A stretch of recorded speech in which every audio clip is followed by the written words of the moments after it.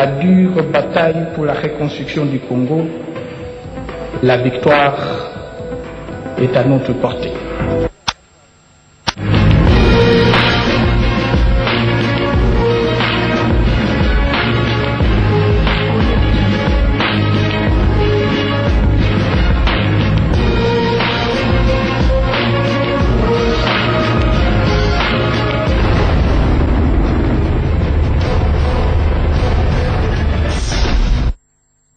Bonjour mesdames, bonjour messieurs, bienvenue dans cette édition Midi Actualité sur la télévision nationale, la RTNC.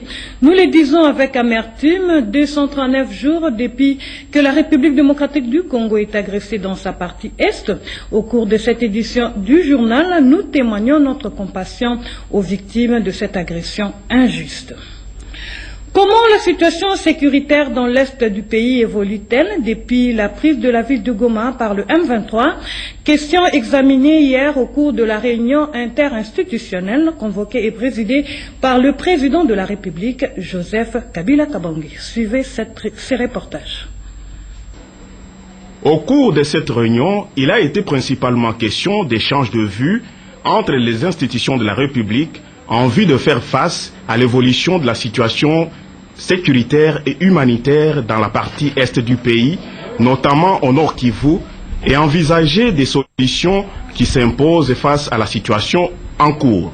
Cette rencontre a réuni autour du chef de l'État les présidents de l'Assemblée nationale, Aubin Minakou, du Sénat, Léon Kengo-Adondo, le Premier ministre Matata Mponyo, le président de la Cour suprême de justice, Kitoko, le procureur général de la République, Kabange Numbi, le président de la Haute Cour militaire, le général Ponde, l'auditeur général de la République, le général Nyembo, le ministre de l'Intérieur et Sécurité, Mouyej Manguez Mans, a pris part à cette réunion en tant qu'invité. Le projet du budget de l'État budgétaire exercice 2013 vient d'être adopté à l'issue d'une séance plénière hier à l'Assemblée nationale. Projet du budget qui a été chiffré à 8 milliards de dollars américains. Le vote est intervenu par une majorité écrasante sous la conduite de l'honorable Aubin Minakou, président de l'Assemblée nationale, le tout avec Conscient Kisungu.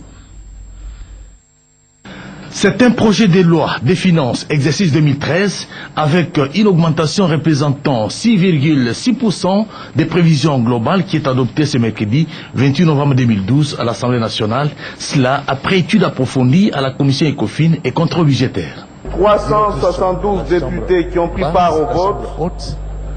319 députés ont voté oui. 20 députés ont voté non. 33 députés ont voté abstention. En conséquence, l'Assemblée nationale adopte le projet de loi des finances de l'exercice 2013.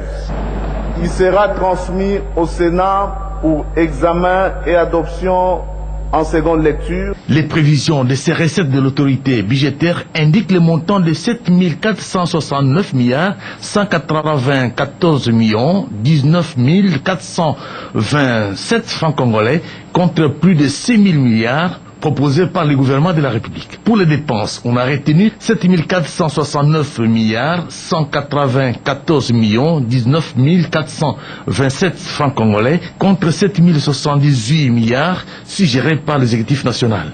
Selon les orientations, des crédits conséquents sont alloués aux organismes publics de contrôle pour assurer leur efficacité. Il en est de même avec le pouvoir judiciaire en vue de renforcer son indépendance. À noter également environ 40% des recettes additionnelles sont dégagées au projet à impact visible pour combattre le sous-développement et l'extrême pauvreté. Les allocations conséquentes sont également dédiées au secteur de la défense, de la sécurité, voire au financement des élections provinciales et des gouverneurs des provinces. Concernant le dépôt préalable par le gouvernement de la République du projet de loi portant reddition des comptes pour l'exercice 2011, le rapport relatif aux travaux de l'examen du rapport de la Cour des comptes à ce sujet a été déclaré recevable après débat et les équipes parlementaires de vérification sont mises en œuvre pour permettre à l'Assemblée nationale de siéger en toute responsabilité. Toujours à l'Assemblée nationale, les députés ont été informés de l'évolution de la situation dans l'Est de la République démocratique du Congo par le Premier ministre Augustin Matata Ponyo. C'était hier lors de son interpellation sur cette question d'actualité. Encore une fois, Poncien Kisongo pour les reportages. Toutes les péripéties parcourues par les hostilités décriées dans le Nord Kivu ont été expliquées ce mercredi aux honorables députés par le Premier ministre. Augustin Matata Ponyo est parti des revendications des militaires en passant par l'indiscipline caractérisée jusqu'à l'appui du Rwanda dont bénéficie le mouvement politico-militaire dénommé M23.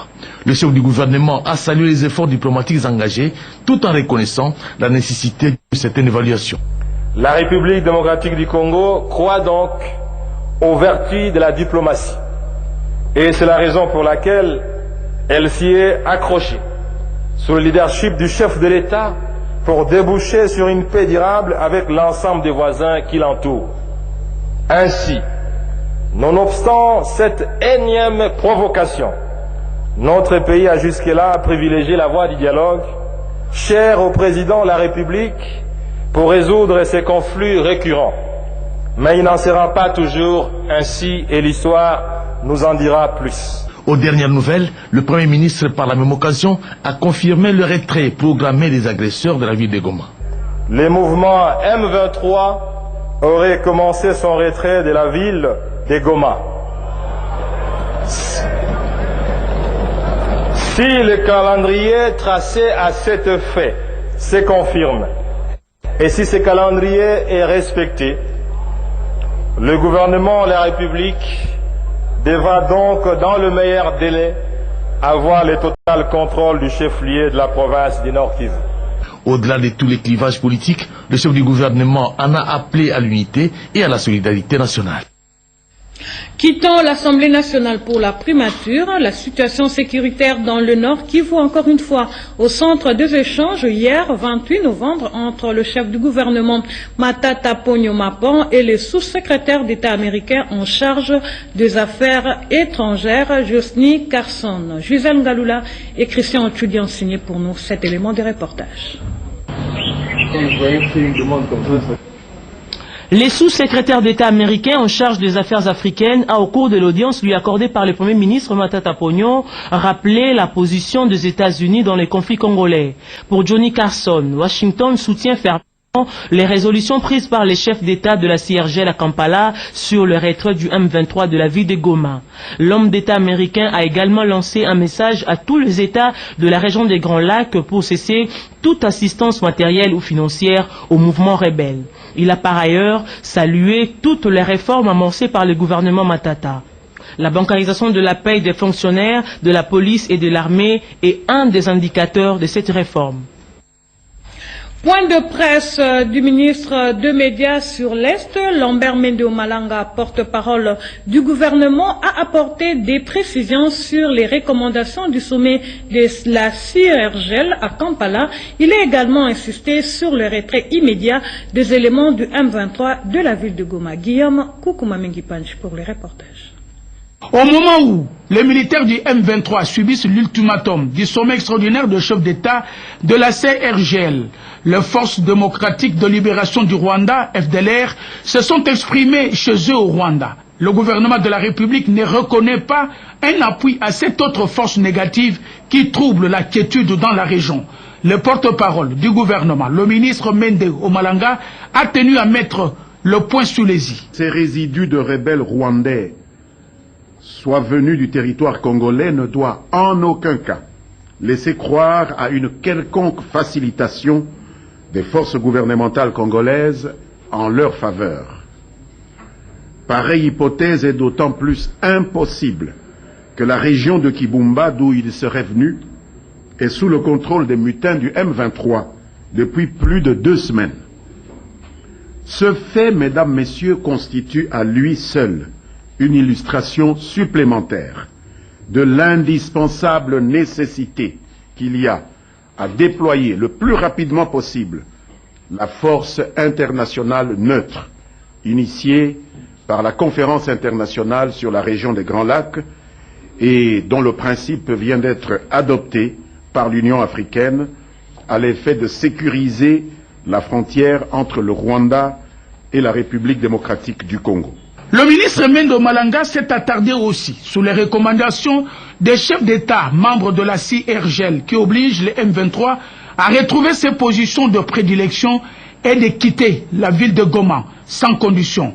Mais aussi il a parlé de la solidarité internationale que bénéficie la République démocratique du Congo sur ces dossiers. Même si ce retrait a été annoncé depuis quelques heures, nous, gouvernement, attendons d'en visualiser l'effectivité, car les éléments du M23 et ceux qui les soutiennent nous ont habitués aux faux fuyants, nous ont habitués à des promesses non tenues. Il est donc encore trop tôt pour amorcer le débat sur la réévaluation de l'accord de 2009. On apprend ainsi, vous comme moi, que ce n'est plus la mauvaise application des accords du 23 mars 2009 signé entre le gouvernement et 55 groupes armés du Kivu, qui justifie la mutinerie du M23. Non, ce n'est plus cela.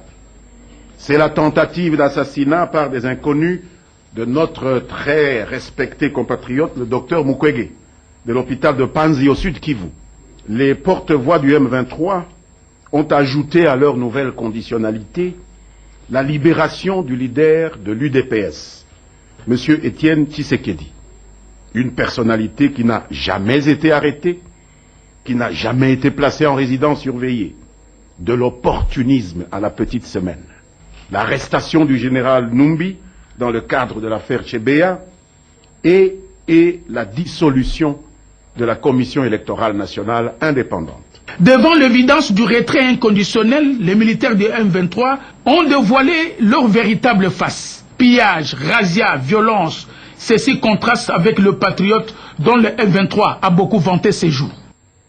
Ainsi, depuis le 20 novembre 2012, date de l'entrée des mutins et de leurs accompagnateurs à Goma, plusieurs résidences officielles, entrepôts, véhicules d'entreposage de carburant, véhicules 4x4, officiels et privés, ont été systématiquement pillés avant d'être emportés vers une destination inconnue, en tout cas hors du territoire de la République démocratique du Congo.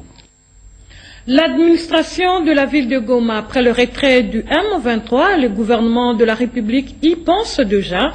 Une séance de travail dans ce sens a eu lieu ce matin avec le patron de la MONUSCO et les responsables des services de sécurité sous la direction du ministre de l'Intérieur, Richard Muyej. Oscar Mbal Kaïch pour les reportages.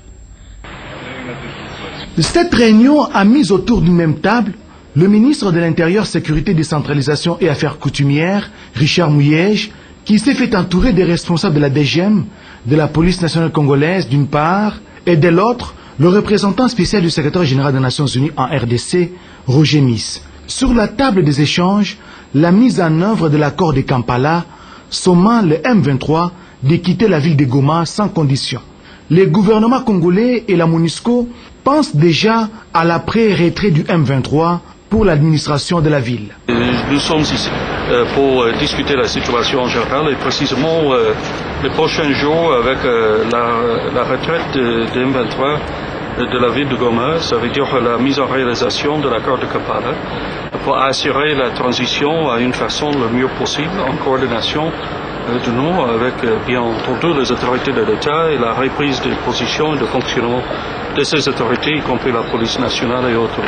Donc c'est pour mieux assurer cette coordination et cette réalisation de l'accord de Kampala qui semble une importante étape vers la restauration de l'autorité et la paix. À la question sur le renforcement du mandat de la MONUSCO par l'application du chapitre 7 de la charte de l'ONU qui fait d'elle une force d'interposition et de dissuasion en cas de tension, Roger Miss s'en remet à sa hiérarchie. Le Conseil de sécurité retient le droit à n'importe quel moment de modifier le mandat, mais ça relève de la compétence du Conseil de sécurité et pas de moi-même. Le patron de la MONUSCO a aussi annoncé la reprise des activités de la MONUSCO Bunia. Cette mission va poursuivre son travail, au besoin mettre son personnel pour accompagner les humanitaires dans leurs tâches. Joli coup de filet de la 9e Légion militaire, province orientale. 4 éléments Maï parmi le sommaire de troubles à Bafouassende sous le filet de FRDC.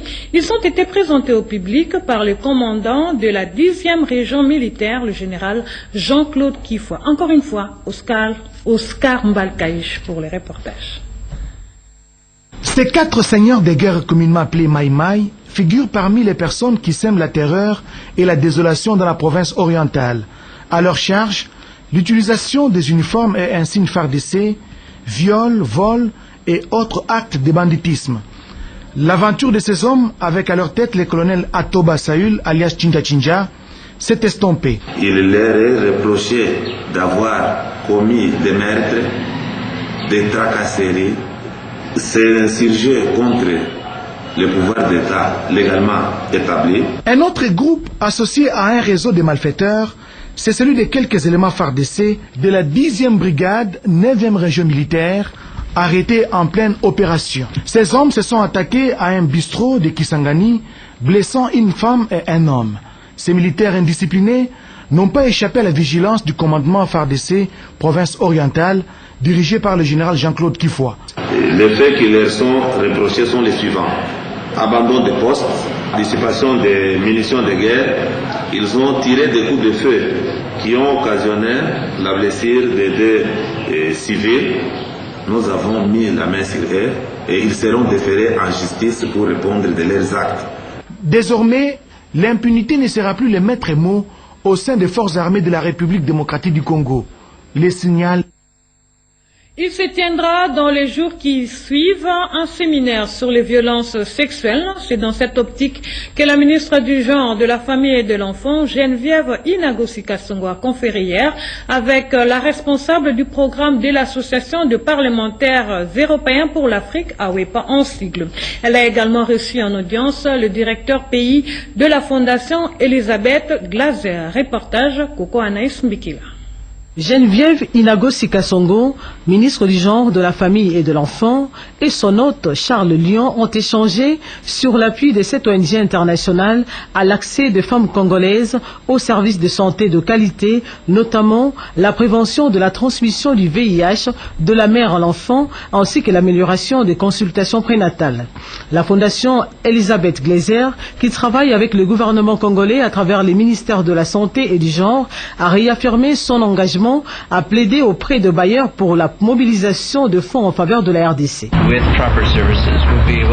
travaillons en collaboration avec le ministère du Genre, le ministère de la Santé, pour faire que ces services soient disponibles à un grand nombre de femmes. Mais ces femmes congolaises devront rechercher les services là où les services sont offerts, de façon qu'ils puissent avoir. Par exemple, les tests pour les femmes qui viennent à la CEPEN doivent être testés et doivent être conseillés, et celles qui sont VIH positives et devront bénéficier des traitements appropriés et aussi des conseils appropriés des personnes qui sont bien formées en la matière. Cette ONG est opérationnelle en RDC depuis 2001.